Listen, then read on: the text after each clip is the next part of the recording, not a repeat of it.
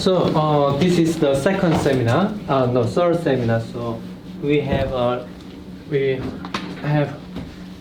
went a long way together. So let me summarize briefly. So key concepts. First, artificial general intelligence is an easy to understand concept. And do you guys remember last week we talked about this structure? So this is how I say one suggestion, one hypothesis. But if I have to summarize, but before that, let's quickly look at the theory of the algorithm. So we talked about theory of thinking, which I suggested as a random walk in a probabilistic knowledge graph conditioned on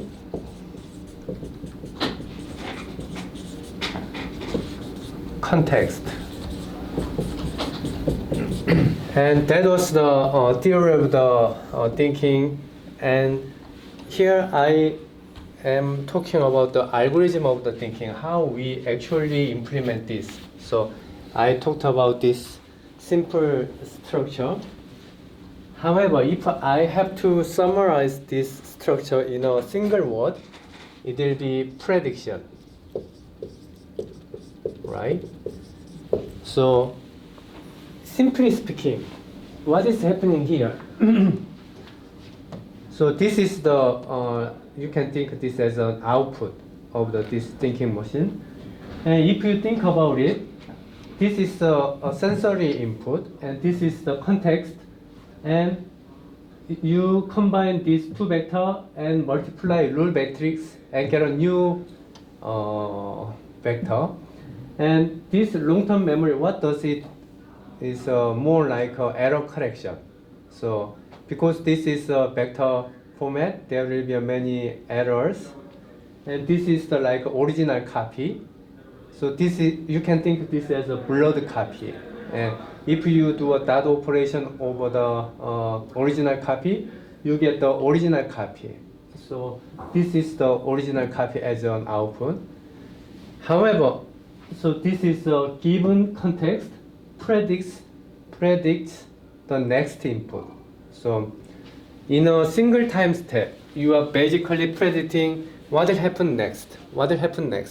And this is like in a thinking theory, in a probabilistic knowledge graph, you are in this node and you predict where to jump next. So all of these are vector, and we are just predicting where we will predict next. So in a single keyword, it's a prediction. Any question about the progress so far before we proceed?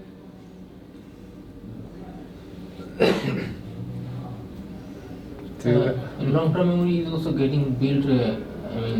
Within with the passage of time. I mean, it's not fixed. Mm-hmm. With the input process, it also gets bigger in size. You mean the? You see that the output comes from long-term memory? Yeah, the output comes from the long-term memory, and at first there are only a few initial value, like crying, or like hand shaking, moving, or saying ma. So there are only a few default value here, and as you said, the long-term memory will extend over time. Yeah. So when you do the dot operation, the number of dot operation will increase. But I think this is more of the implementation detail, but I think this should be more or less fixed. Mm-hmm. And so you will do the dot operation of fixed size. And actually here is the one interesting insight about the brain versus CPU. So, you know, CPU nowadays has a 4 gigahertz, right? And what will be the, how I say, clock of the human brain? Can you guys roughly guess? 1 tera, 1 tera? 1 terahertz. 1 terahertz? Any different opinion? Just guess. Yeah, just to guess. Less than 1 giga. Less than 1 gigahertz. Any different opinion? So 1 gigahertz means that in a 1 second you are vibrating 1 giga times, which is basically 10 to the 9 times.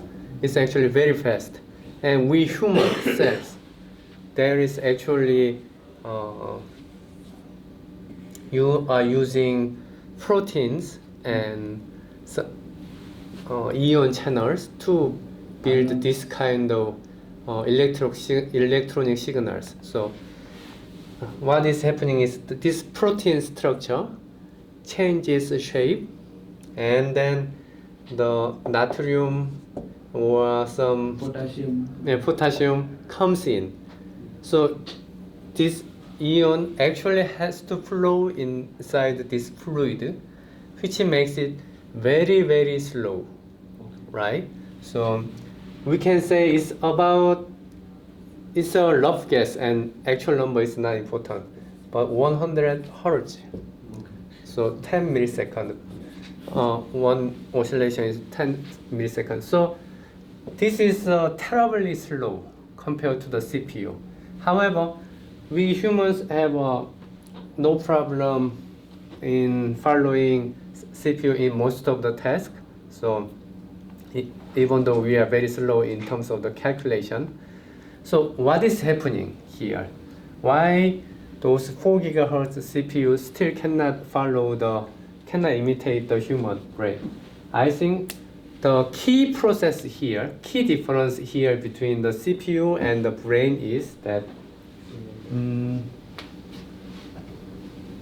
if you think about this dot operation, let's say there is 1 million concepts, 1 million or 10 million, depending on how you calculate 10 billion concepts.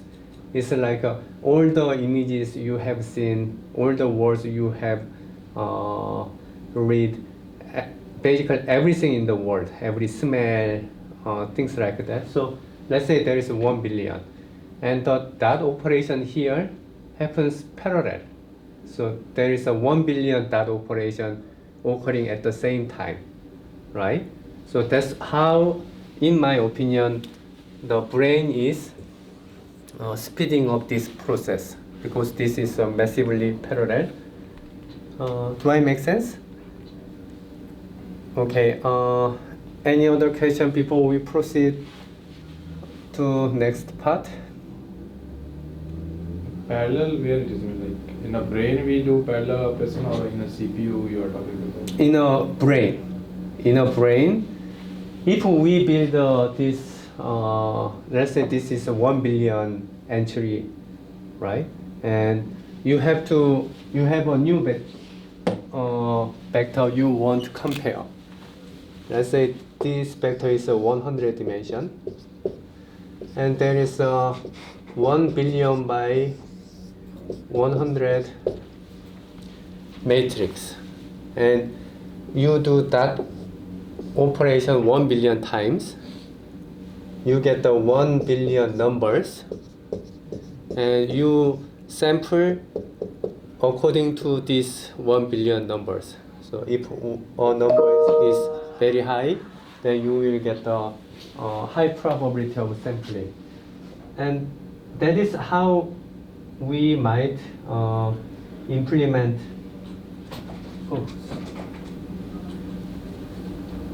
Okay, you should be controlled here. So, but in brain, 1 billion dot operation and sampling is happening parallel. Do I make sense? You can think there is a 1 billion cell pathway. So this is an electrical signal, and this electrical signal passes all through this 1 billion pathway, and the strongest signal continues. Things like that. That's what I mean by the parallel. Do I make sense? Okay.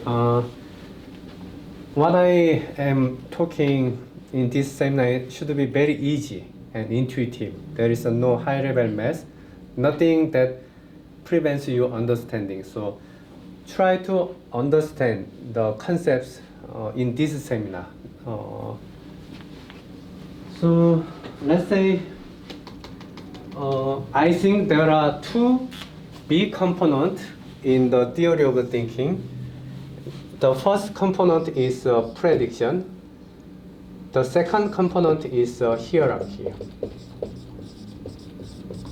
So let's continue on this hierarchy side.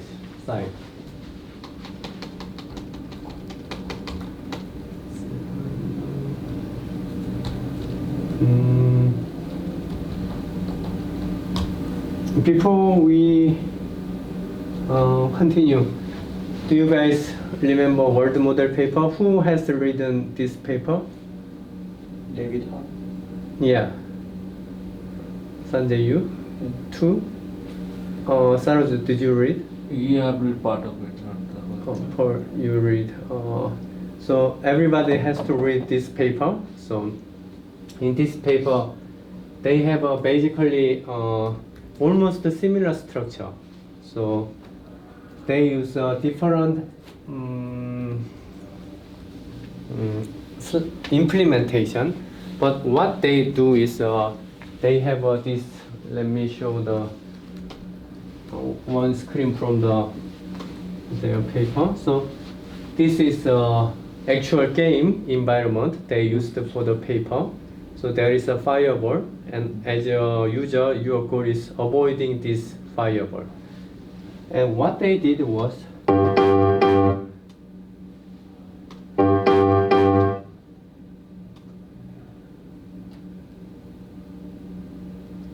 they built a model of the world. So this is how I say the imagination of this model. So this is like inside of the model. So you can see it's a blurred image. So how many people in this room knows the variational autoencoder decoder? Variational autoencoder? 4? Please raise your hand. Saroj, do you know VAE? Yeah, just basic concept of it. Pascal? Concept wise. Okay. Sanjay? Yeah, I also, yeah, in neural network course, I guess, yeah, I knew about that. Yeah, okay. So can you briefly explain what is the main idea behind the VAE? It's like from an image you build an encoder which represents a particular image, and that image can that encoder can change with a new image. Yeah, so there is an image, you change it to the vector, and now you reconstruct original image from this vector. Yeah. So this is a VAE.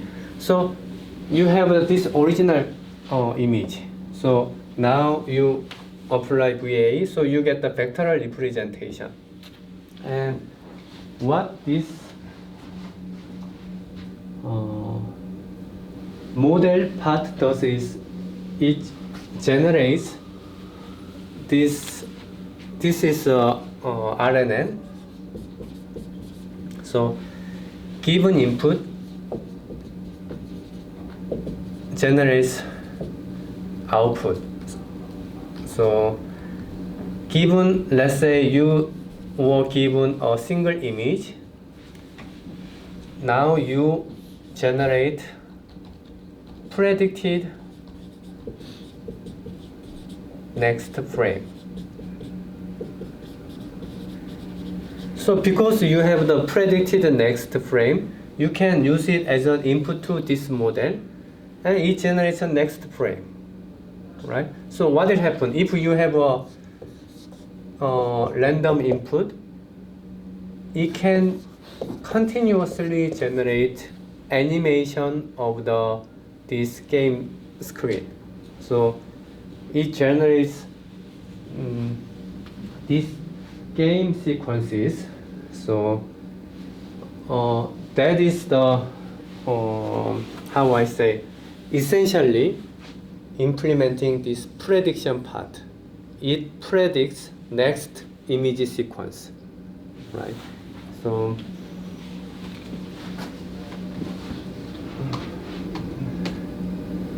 and how they train, you guys have to read this paper very carefully. But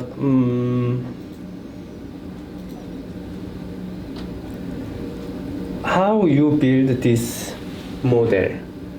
So you build this model by playing this video game.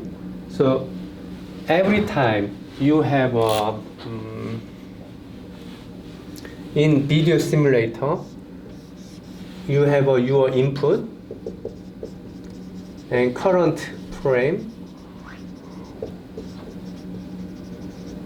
and you can generate the next frame. So this is a model part, and because this Doom game has a extrinsic reward mechanism.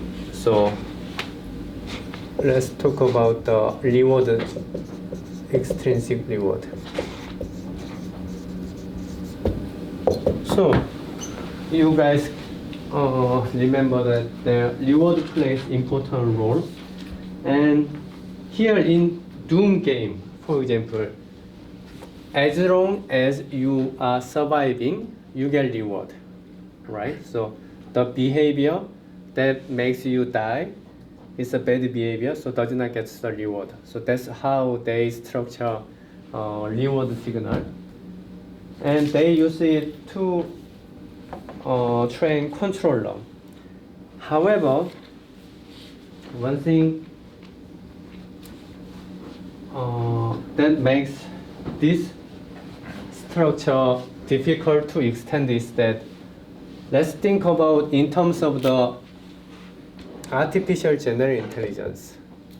So can you give reward to every behavior of a baby?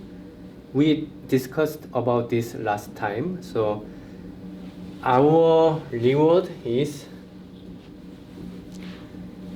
first very intermittent, very rare compared to lots of behavior we are doing. So there are so many signals, and this reward is, for example, not relevant to our behavior. For example, even though how bad you behave, your mother will give you milk regardless of your behavior. So this like training the behavior of baby using the milk as a reward will fail, right? So that is the problem with this extrinsic reward. Is there something called intrinsic reward as well? Yeah. So that's what I will talk about. So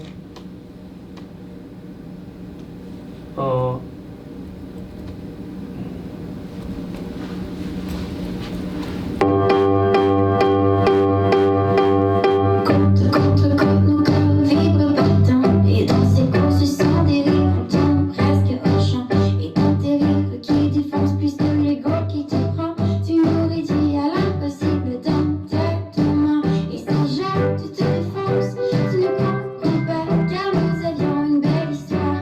Tu n'iras pas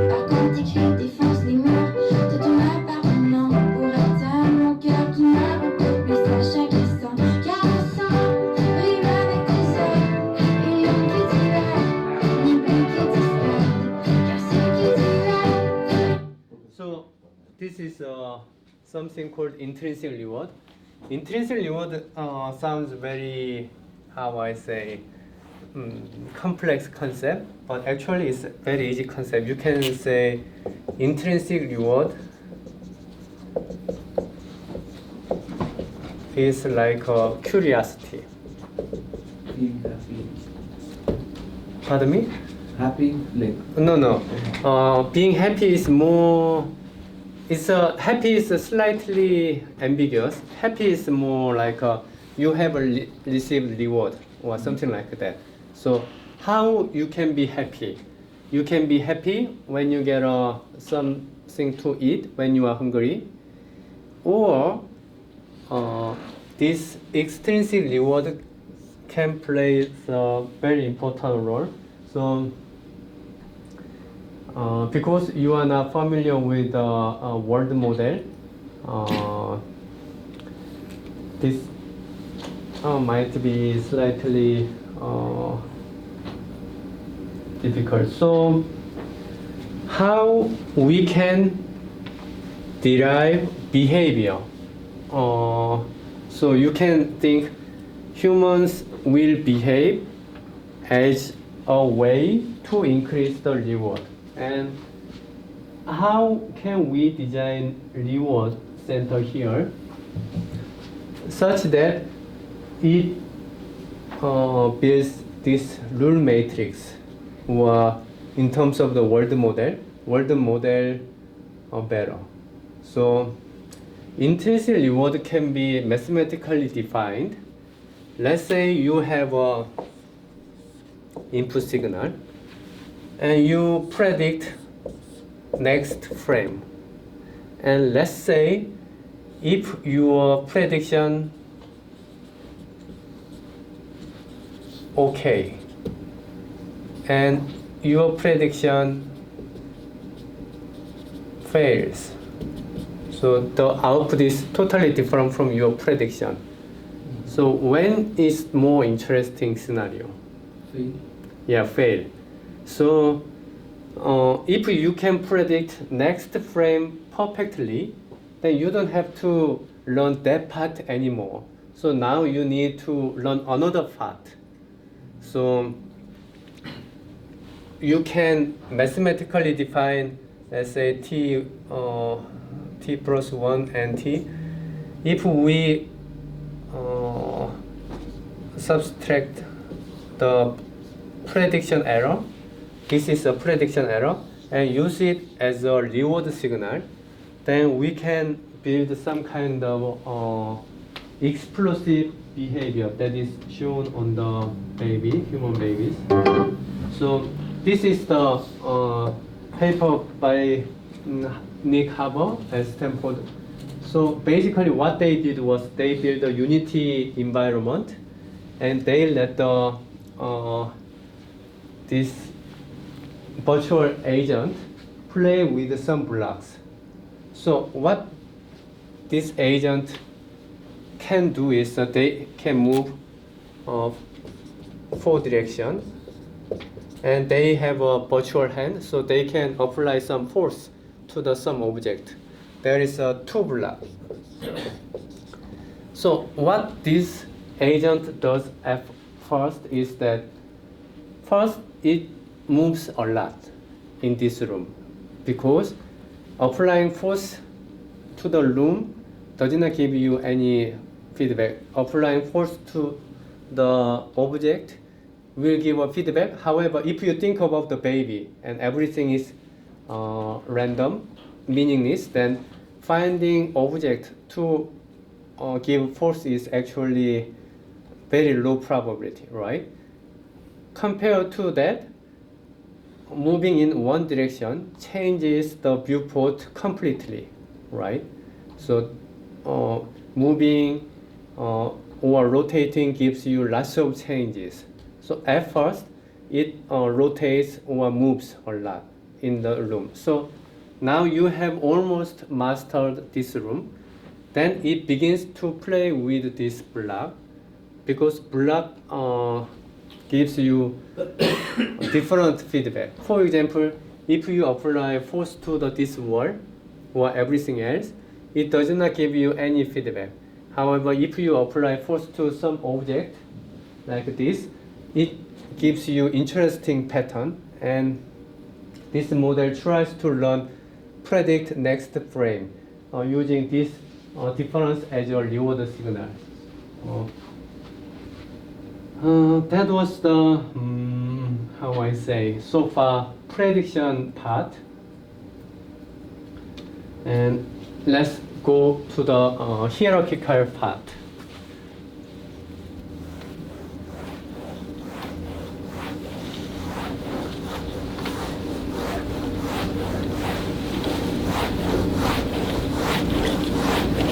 Any question before we proceed?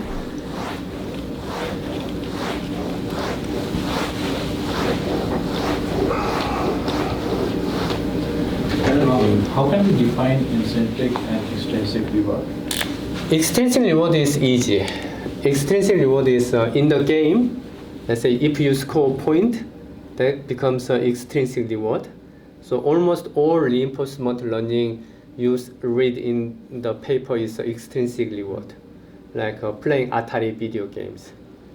You can use the scores as the extrinsic reward. If we build a virtual agent, then we can build some sensors. Let's say we build a stomach sensor, and let's say temperature sensor. And as I said before, reward center is like a vending machine. So you can program it. How you can program it? So let's say there is a food. Let's say the food level is F, 0 to 1. And if food level is less than threshold, let's say it's 0.3, then feel hungry or generate negative reward. Else, if F is higher than 0.7, you feel full, generate positive reward.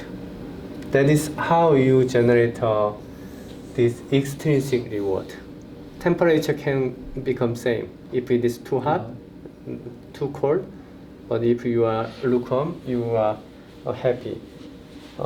Is this okay? It's not like I'm 100% clear about at this point, but what I was thinking, like extrinsic reward is something. No, extrinsic. Are you talking about extrinsic or intrinsic? Extrinsic, EX. Yeah. So extrinsic reward is like when we get a final result, then it's applied, or like you talk about like a score. So a score we get once we played the full game, then we get a score. So intermediate point of time. it depends on the setting of the game, but almost all games you have seen in the literature is let's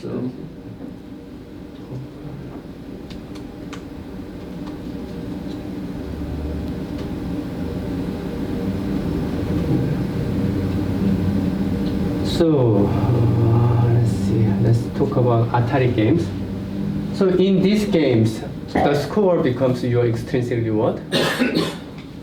Or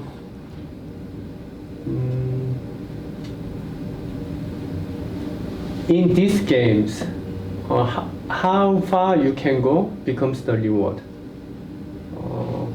So in all these cases, it is like at the end when the game ends, then we get our value. So yeah, so that's how I say. That's a generally final reward. Yeah, that's generally currently most of AI algorithms at the end of the game generates the reward, right?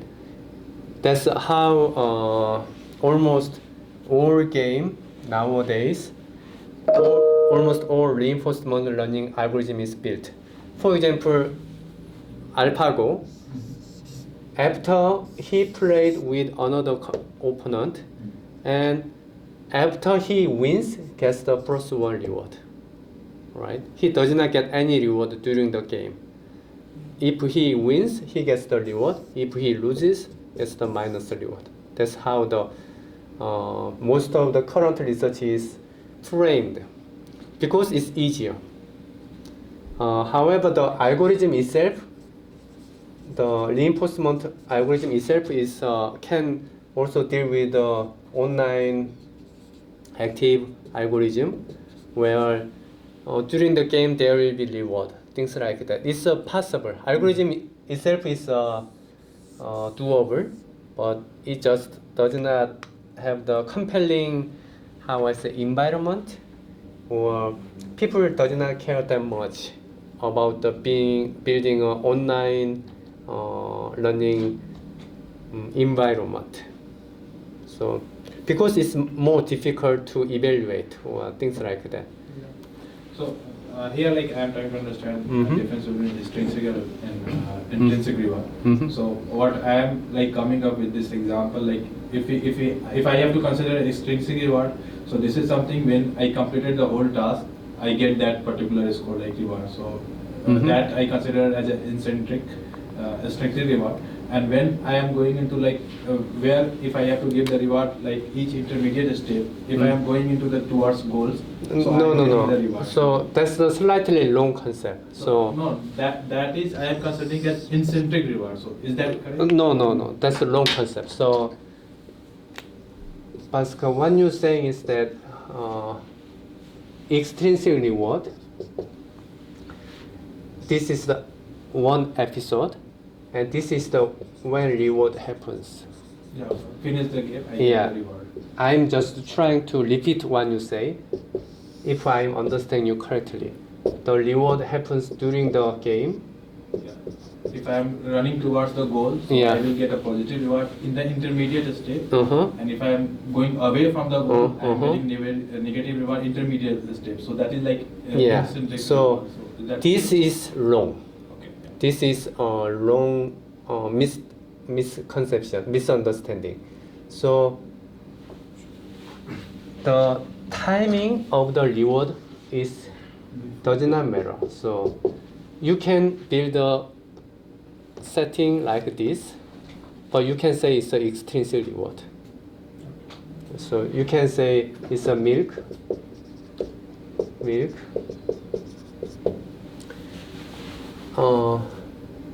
or let's say you have a say in the Pac-Man, whenever you eat some fruits, you get the reward, right? That is the this version, right? Still, this is considered as the extrinsic reward. So the timing is not differentiator between extrinsic reward and intrinsic reward. What is the differentiator? It's the source of the reward. So let's think about one agent. Extrinsic reward means reward is given from outside, right? The temperature, food, everything comes outside. However, intrinsic reward is in your brain. In your brain, you have a prediction for what will happen next, and it looks like it failed. Then you get the reward, right? That's the intrinsic reward. Who gives this reward? Like is it Yourself. Yeah, yourself. So intrinsic means you are generating your reward in your brain. Okay. So, if I may explain with the Pac-Man example. Mm-hmm. So the goal in the game of Pac-Man is first to eat the fruits, and then if you eat the coin, you can eat the ghosts. Mm-hmm. But then when the ghosts are coming to eat you, Mhm. when you try to escape and try to find new paths to escape, that is intrinsic. No. So in the Pac-Man example,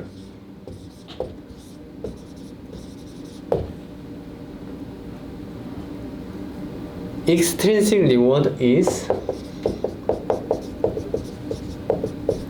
the score. So if you eat the ghost, you get the score. If you eat the cherry, you get the score. Everything becomes your score, right? So that is the extrinsic reward. Yeah. In the Pac-Man example, extrinsic reward is the agent you are playing is given a current screenshot, current screen image, right? And you decide which way you will move. You will move in a 4 direction, right? So your action. So there is a function that given your action and the current screen make next screen. And maybe it can predict also whether what your predicted score, predicted screen.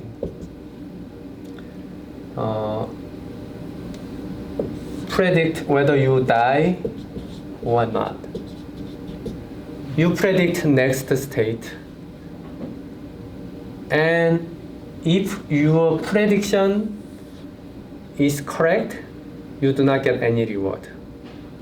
But if your prediction is wrong, you get reward.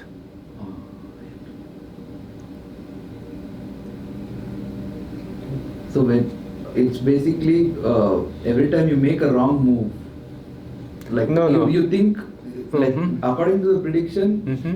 you are going to survive, Mm-hmm. but then there is Mhm. something that happens Mhm. which you did not predict Yeah, that yeah. ends up killing you. Yeah.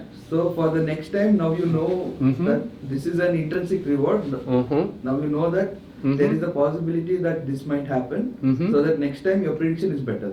Yeah. So if you are baby, you don't know if I drop this, it will drop. However, let's think you are predicting next sequence.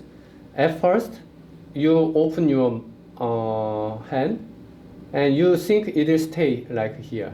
Like when it was here, it stays. So you think this will stay. So your prediction will be this will stay. However, it turns out it is moving. So your prediction is wrong. You get the reward. So you repeat this. That's so funny. That's so interesting. Why this thing is happening? After 10 trial, when you open the arm, your next prediction is this will drop. So your prediction is perfect. Now you do not get any reward. So now you stop exploring this and find anything that gives you surprise.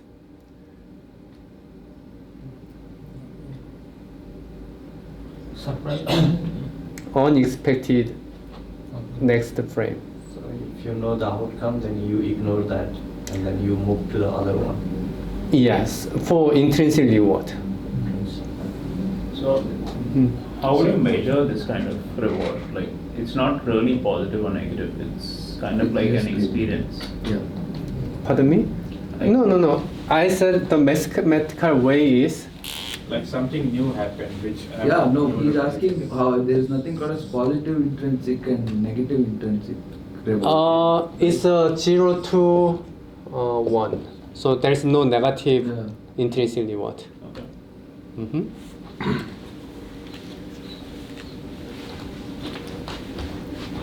and also like Mhm. in the eccentric and the eccentric reward, it's totally depend on who is giving that reward. It is generating from inside Mhm. or from the outside. So once we talk about like architecture, so how we can differentiate it is coming from the inside or giving from the outside? There is some other agent who is giving that So, reward.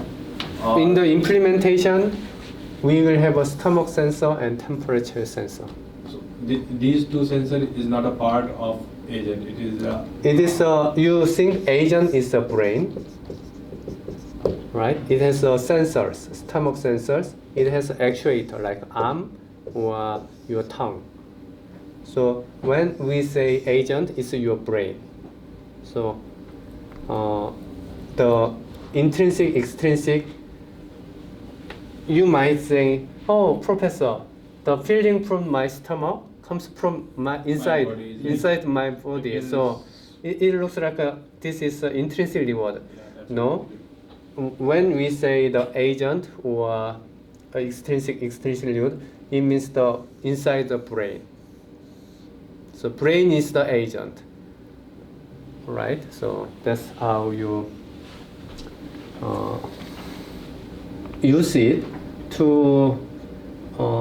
This is like a reward signal that will probably train the agent, I say 90% of the times. So 90% of the intelligence will probably learn with the intrinsic reward. Only 10% will be trained with the extrinsic reward. Extrinsic reward takes a long time.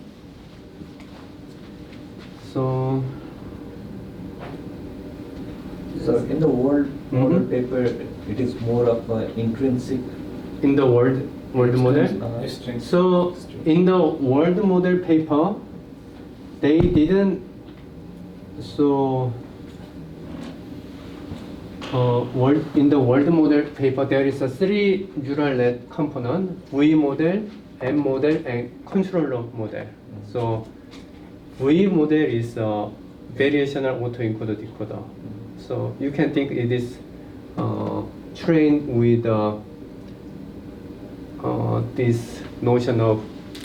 So you have a image, you have a model, you generate a vectorial representation and reconstruct image, and you subtract the difference and train this model, right?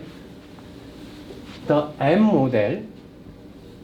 model uses intrinsic reward, but it's offline.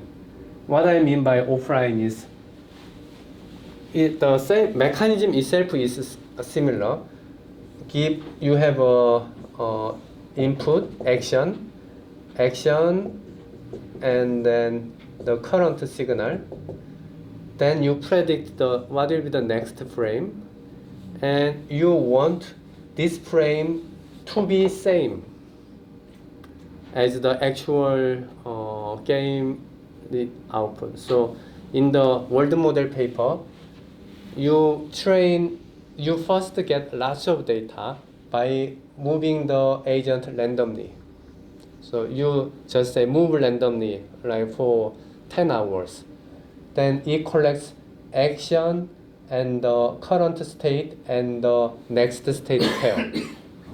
And use it to train this world model, right?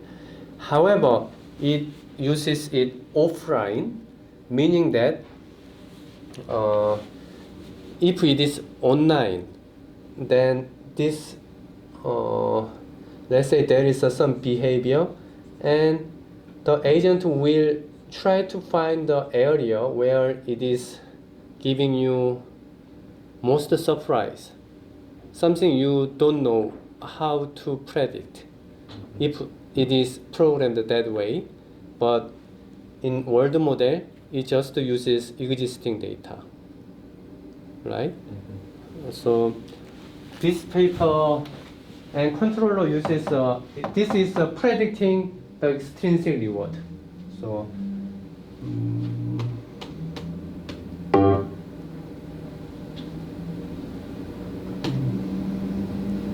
and that was for the prediction part. And let's talk about the hierarchical part.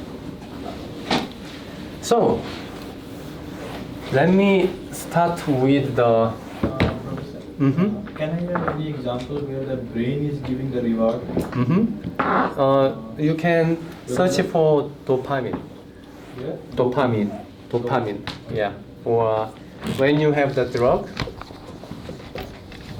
I'm not sure if it is a dopamine or dopamine. It's dopamine. Dopamine.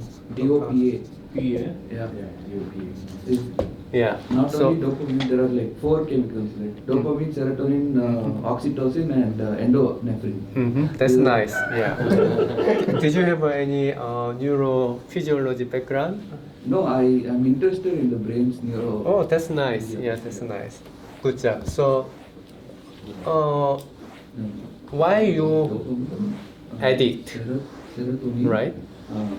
The oxytocin, addiction and endorphin. comes from the extrinsic reward the drug generates, right? So when you eat the drug, somehow it's slightly different, but you can think you generate lots of dopamine. It means lots of positive reward. So Dopamine is a short-term reward chemical, so it's the instant gratification. So it's like when you get likes on Facebook posts, or if someone gives you a compliment, the moment you receive it, you get a reward. That reward is dopamine. So do you remember the structure here?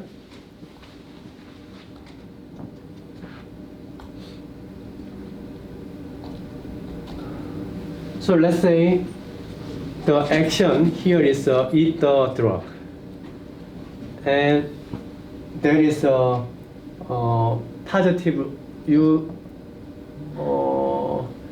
The you go meaning of next. Dopamine is the reward. Yeah, dopamine is the reward, but let's say this is a happy state. So if eat drug action, Gets then associated becomes happy.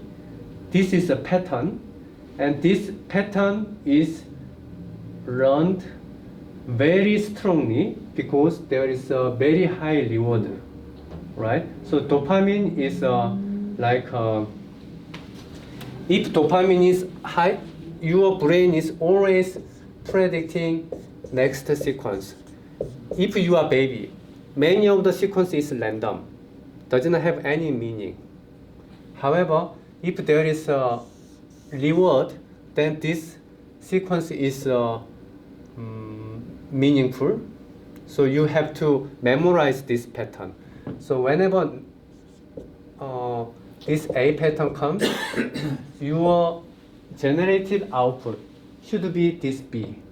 So this becomes a very strong. And this strong bonding is gated by the reward signal. So when this is the A is a eat drug, and B becomes a feel happy, and there is the drug works on the reward center to generate very high reward. So this pattern is learned very strongly. So that's why once you have the drug, then you cannot stop it. That's usually for habit or addiction to happen, you have to do it a lot, right? Let's say today, from now on, I will build a habit of sitting at the desk and writing 100 lines of code. I'll make this as my habit. Then it takes very long time to build this habit, right? However, the association, the drug addiction happens very easily. So, or in a negative example, I'm not sure you guys have learned. It will come later, but there is some experiment. So, in a box, put a red, and there is a electric shock.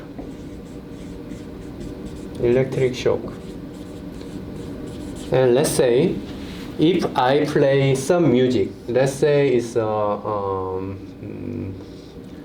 what music? Let's say any song, Somewhere Over the Rainbow. So when I play this music and gives red very strong electric shock, then this red associates this music and the shock in a single shot. So this is called one-shot learning, and this is used as an argument against the this current neural net model, because it uses a statistical learning. So but we will talk more about this in detail later. So any more questions? So you think that this is the problem with neural network, one-shot learning? Yeah, there are many problems, but one-shot learning is also one big argument. So in neural network, like what we are saying is things are connected. No, the backpropagation requires lots of how I say, Iterations. yeah, backward iterations to learn something, compared to where One shot is like Yeah. the only ones you need, like if you see as training for neural nets, you first do one training and then back propagate, do again and again. But for one shot, the first training attempt itself, you learn. Like you don't have to repeat again and again. yeah, that's what I mean by the red experiment. You just give him one electric shock, and that is enough for him to learn that somewhere over the rainbow is a danger signal. Yeah. But isn't that because the reward is so severe in this case? Because, for example, I think Pavlov's dog experiment is similar, but it associates the ringing of a bell with giving the dog food. Yeah, But yeah. that So doesn't happen once. yeah. So that's as I said, the strength of the reward determines how quickly you learn. So if there is a virtually no reward or very weak reward, it requires lots of repetition before you learn. But if there is a very strong reward, such as a drug or electric shock, then you learn very quickly. Yeah. So the strength of the reward is definitely related to the speed of learning. Yeah. Yeah. So, however, now let's first see this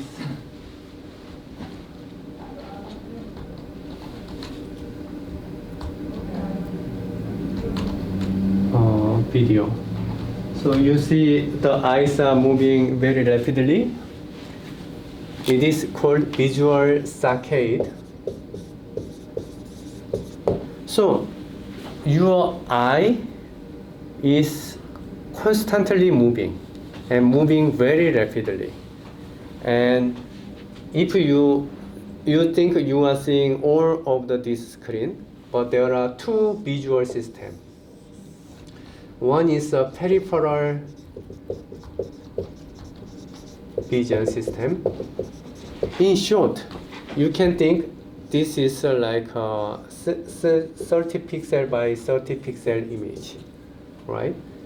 But professor, what I see now looks like a 100p, right?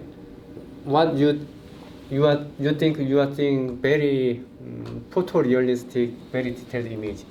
This is a peripheral vision, and there is a, I forgot the name, but another vision system, which has a, if you have your eye, the angle is about 1 degree. Stereo. Pardon me? Stereo vision. No, not stereo vision. So basically, think of this way. Let's say you have your computer screen or a photo, and somehow this photo is all black. However, you have this kind of mouse cursor, and to give you a realistic example, let's say this is a 50 pixel by 50 pixel on a, let's say, normal window monitor, and you are using, and you can see the photo in this area.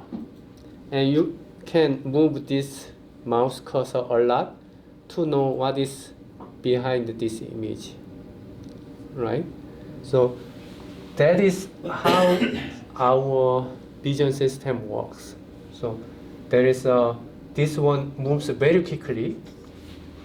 You see here, this one moved very quickly.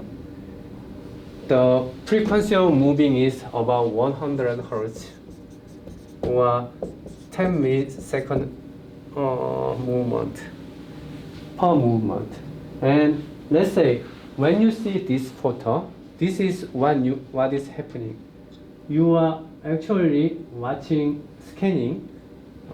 This is your location of your focus of your visual system, right?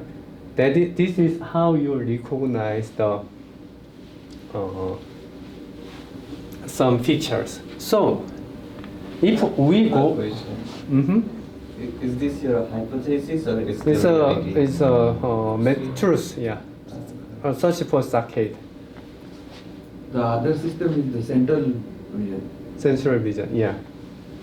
So let's go back to our theory, our algorithm. So you had something like this: mom image, mom face, mom sound, and satisfy vector. So if you think about the sound of the mom, then there are actually many different ways. Mask, mother, mom. Actually, it is not a single component.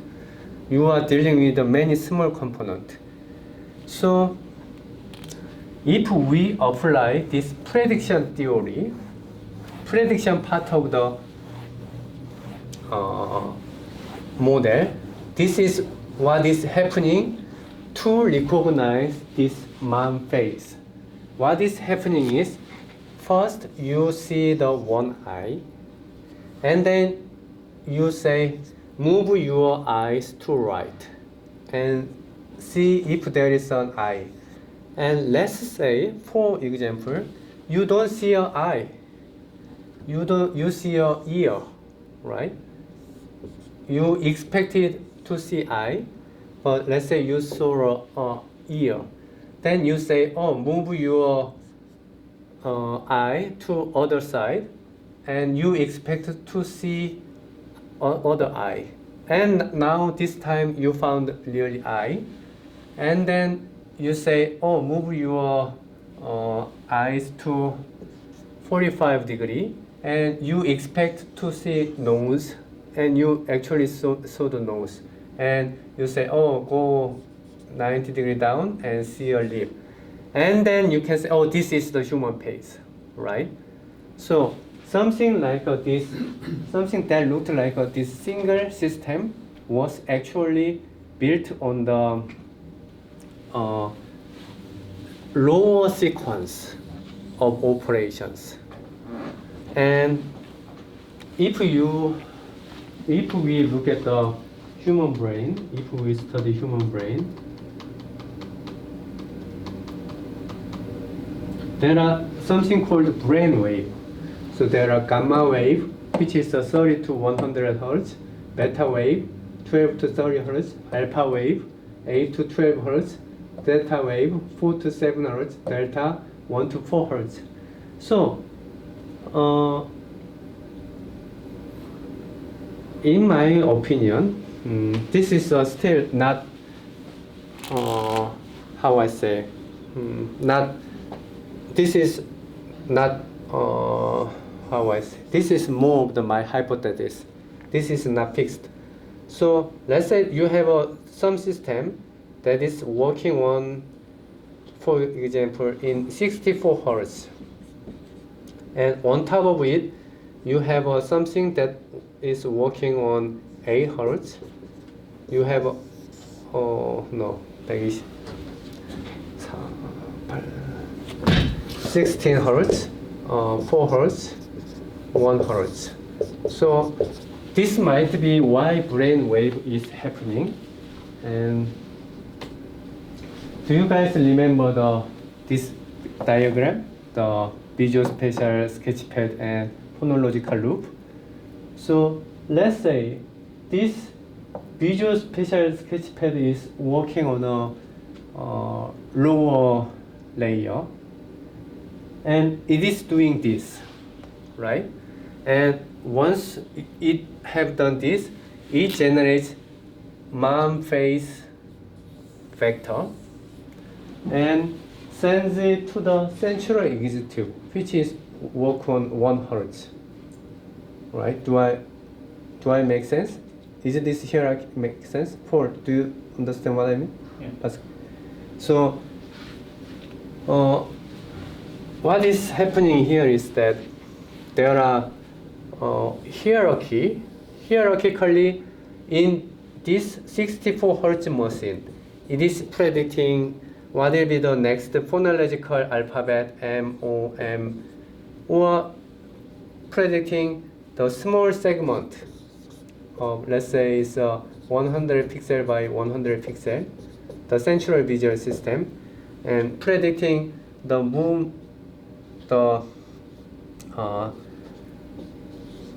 of the central eyes and the expected output of the central vision system, and it feeds its outputs. And in this level, we think it more in higher level, like mom face, mom sound happy, things like that. So that is what I mean by the hierarchical component.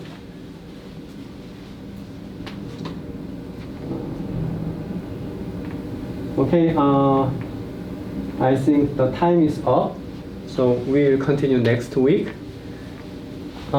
Before we finish, any questions? So can we relate that intrinsic reward as some kind of emotional feelings that the human being Is this one, the hierarchy? No, I'm saying the intrinsic reward he is talking about. Like So it's kind of emotional feeling that we are happy or painful, or can we relate to that? Pardon me, can you say the question again? The intrinsic reward. Mm-hmm. So can we relate that to something like that? We feel like happiness, pain, or sad. Can it be related to that? So I think probably if we think in terms of the intrinsic reward way, the, let's say, happy and sad. Let's say happy is given by the pizza, for example, and if you eat pizza, it gives you reward, extrinsic reward. However, for intrinsic reward, it works like this. If you see a refrigerator, you predict, there must be, you predict, like, think in terms of the video. You imagine opening the refrigerator door, and you predict image of the pizza in the refrigerator, and you imagine that you grab the pizza and eat, and you imagine the happiness, right? This is your imagination. And what will happen if at the end of the day you found a pizza and you eat it and you feel happy? Then there was no intrinsic reward happening here. No intrinsic reward is given. However, so you get the extrinsic reward, but for intrinsic you get 0 if you found the pizza. However, if you imagine that you when you open the refrigerator, you will see the pizza, and you opened it, and there was no pizza, right? Then your extrinsic reward is 0 because you cannot eat the pizza, but your intrinsic reward increase. And next time, you will probably predict inside the refrigerator No. there is more higher probability that no pizza is there, right? Well, you will probably try to find how you can make the prediction correct. How can you predict there will be a pizza in the refrigerator better? That becomes your problem. You want to solve the problem, and intrinsic reward motivates the drives you to solve that problem. But once you solve this problem perfectly, now if you can predict if there will be a pizza in the refrigerator or not perfectly, then there will be no intrinsic reward. But you still get lots of extrinsic reward for It's eating kind pizza. of always associated with the negative impact. Like you predict something, but actually it's not Yeah. the thing. Then you get the intrinsic reward. Yeah. You predict something, but the result is different. You get the reward. Intrinsic. Yeah, intrinsic reward. No, Pardon me? no, okay, I may be wrong, but Mm. if I predict something, Mhm. and if I didn't get that thing, I get a different thing. Mhm. So, does that mean that it is an intrinsic reward, or it is more about the architecture base? If the reward is being generated by the brain, then it is intrinsic reward. It can be due to positive prediction or the negative prediction, or if it is generated by other component like my hunger sensory, then it is extrinsic reward. So it is more related with who is generating that reward. Mm-hmm. Like extrinsic and intrinsic depends on that, who is actually generating that reward. Mhm. If the brain is generating that reward, then it is intrinsic. If some other component is generating that reward, then it is extrinsic. Mhm. Is that correct? Yeah, I think you are correct. Yeah. Mhm. So that's what I was telling you. It's not like due to probability. It's like who is generating that reward.